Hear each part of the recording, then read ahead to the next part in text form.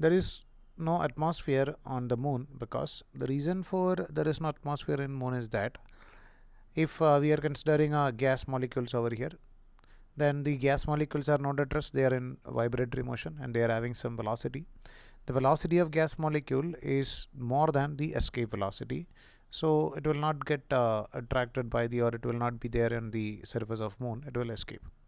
So in the first option it is given that escape velocity of gas molecule is less than their root mean square velocity. Yeah, so we can say that root mean square velocity is greater than escape velocity.